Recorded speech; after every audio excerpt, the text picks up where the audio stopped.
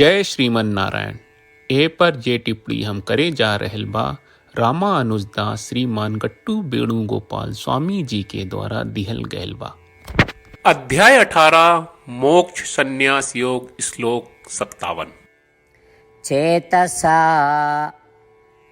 सर्वकर्माणि मयि सन्न्यस्य मत्परः बुद्धियोगम् उपाश्रित्य मच्चित्तः सततं भव। ओम।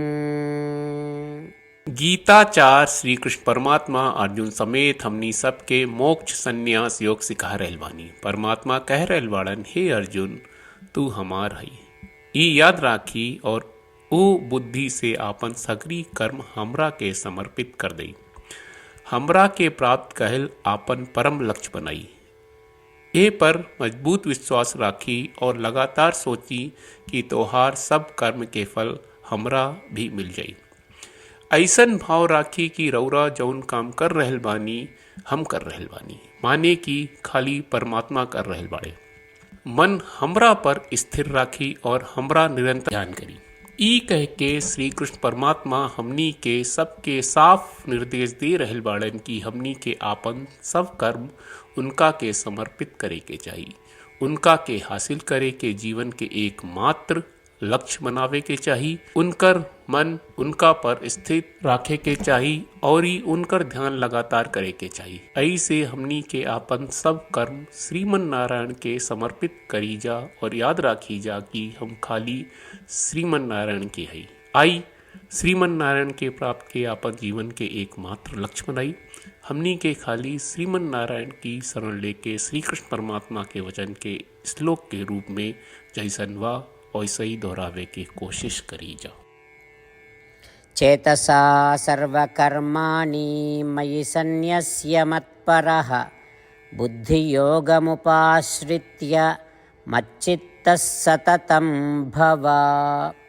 श्रीमद् भगवत गीता का पूरा सार श्री कृष्ण परमात्मा ने अध्याय 18वें के श्लोक 65 से 70 में 8 काम करे खातिर दिले बाड़े। श्री कृष्ण कहले, हम ओ लोगन से प्रेम करनी जो लोग इन 8 बातन के मान तारे। हम ओ भक्तन के हर तरह से रक्षा करब। श्री कृष्ण परमात्मा के द्वारा बोलल गईल संपूर्ण भगवत गीता सुनला के बाद अर्जुन कहले, करिष्ये वचनम त्वा, जेके मतलब बा कृष्ण मैं उही करब जौन आप कही। यही कारण बा श्री कृष्ण अर्जुन के हर तरह के सफलता आ विजय प्रदान करेले।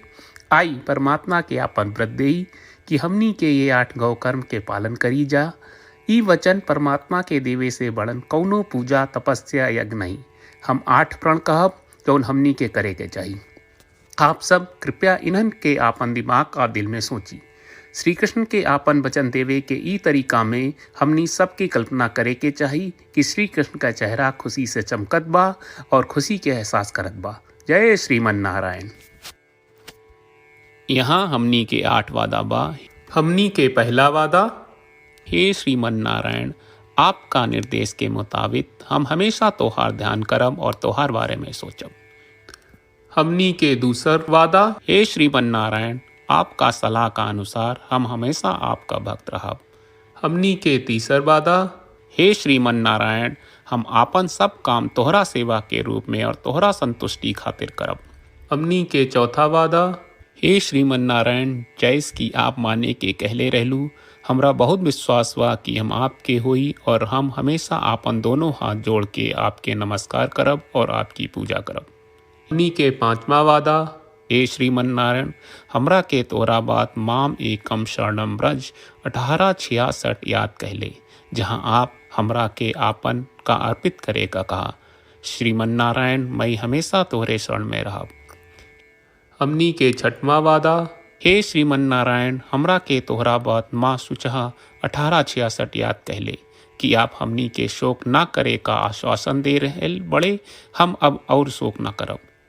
हमनी के 7वां वादा, हे श्रीमन नारायण आपने हमरा खातिर श्रीमद् भगवत गीता के वितरण करके हम सब के कृपा कहले और आशीर्वाद दहले बा। हम वादा करत बानी कि रोजाना कम से कम एक श्लोक पढ़ब या सुनब।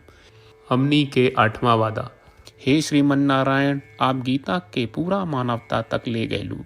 हम गीता में आपके दिव्य वचन के उन भक्तन तक पहुँचावे के प्रयास करब जे गीता से अपरिचित बा।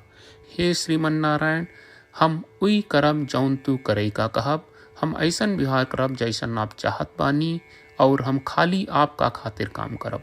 श्रीमन नारायण के रोज आपन वचन देहल कि हम ओइस करब जैस आप कहत बानी। ई अपने आप में बड़न पूजा बा। श्रीमन नारायण, करशे वचनम त्वा। श्रीमन नारायण, हम तोरे निर्देश के मुताबिक काम करब। सर्वम श्री कृष्ण अर्पणम अस्तु। जय श्रीमन नारायण। चेतसा सर्वकर्माणि मयि सन्न्यस्य मत्परः बुद्धियोगम् उपाश्रित्य मच्चित्तः सततं भव। ओम